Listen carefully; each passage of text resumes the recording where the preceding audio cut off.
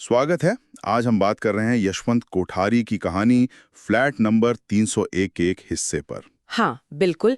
ये हिस्सा है अमर एक रात का जीवन। और ये हमें अमर नाम के एक किरदार की दुनिया में ले जाता है।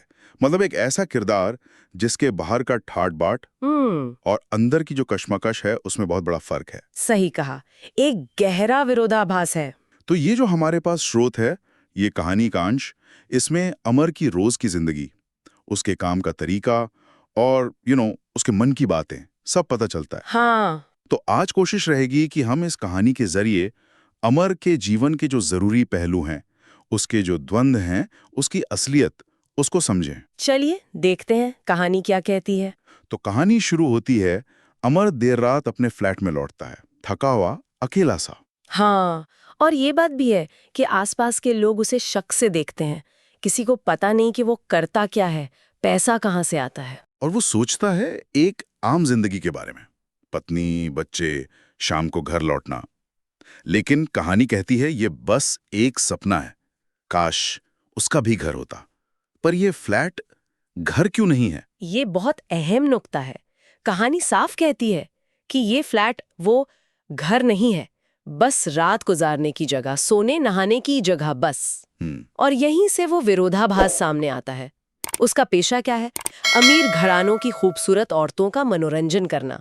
तो बाहर से तो सब चमकीला लगता होगा, महंगी गाड़ियां, तोहफे। बिल्कुल। लेकिन कहानी इसे अंदर से खोखला बताती है, भावनात्मक रूप से खाली। कहती है सस्ती और ज्यादा सस्ती जिंदगी। मतलब पैसे वाली जिंदगी होते हुए भी सस्ती।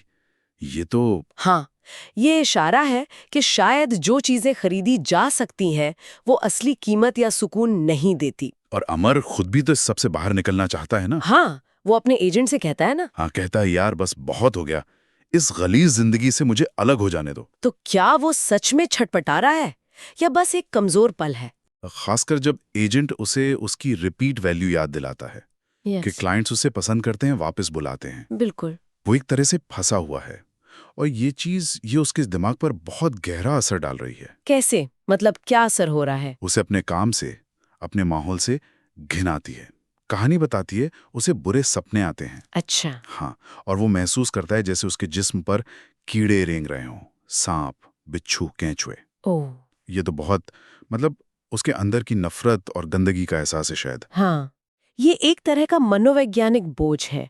और दिलचस्प बात यह है कि वो सिर्फ अपनी घुटन नहीं, वो अपने क्लाइंट्स की घुटन भी महसूस करता है। जैसे एक क्लाइंट कहती है सब कुछ है मेरे पास, बस प्यार नहीं है। तो कहानी ये सवाल उठा रही है कि ये जो भौतिक चीजें हैं, पैसा, ऐशो आराम, क्या ये सच में खुशी दे सकती हैं? मुझे तो यही लगता है कहानी कहीं ना कहीं यही पूछ रही है। कहानी उसके अतीत की तरफ भी इशारा करती है ना। गांव, घर, माँ बाप, शायद कोई पुरानी चोट। हाँ, जिक्र आता है माँ का बलात्कार, बहन का अपहरण। शायद इन्हीं वजहों से वो मुंबई भागा। और फिर धारावी से इस आलीशान फ्लैट तक का सफर। कहानी कहती है एक गलीज, घटिया, कृत्रिम वर्तमान है ये। सुविधाओं से भरपूर पर अतीत जैसा शीतल नहीं। मतलब अतीत में संघर्ष था पर सुकून था। आज सहूलियत है पर वो सुकून नहीं है, वो ठंडक नहीं है। कहानी का अंत भी काफी सोचने पर मजबूर करता है। हाँ, वो जब अपनी एक पुरानी क्लाइंट को मना कर देता है। हाँ, तो उसे एक आत्मिक खुशी मिलती है, जैसे पहली बार उसने अपनी मर्जी चलाई। बिल्कुल। कहानी कहती है उसे लगा अभी वो पूरा मरा नहीं है, उसका स्व जिंदा है, एक छोटा सा विद्रोह। लेकिन इसके फौरन बाद वो कोलाबा जाता है और एक किशोरी के साथ पैसे देकर संबंध बनाता है। ये क्या है? मतलब एक तरफ आजादी का एहसास, दूसरी तरफ फिर वही लेन देन। ये बहुत पेचीदा मोड़ है। क्लाइंट को मना करना वो ताकत के समीकरण को पलटना था। पहली बार वो ना कह रहा था। हाँ, शायद वो आत्मिक खुशी इसी एहसास से आई कि वो सिर्फ एक बिकाऊ चीज नहीं, पर अगला कदम उसे फिर उसी दुनिया में ले जाता है। हाँ, लेकिन इस बार शायद भूमिका बदली हुई लगती है। अब वो खरीदार है। अच्छा, तो ये नियंत्रण वापस पाने की कोशिश है या उसी दलदल में और गहरे धंसना है? यही सवाल कहानी छोड़ जाती है। क्या ये सच में विद्रोह था या उसी शोषण के चक्र का एक और रूप?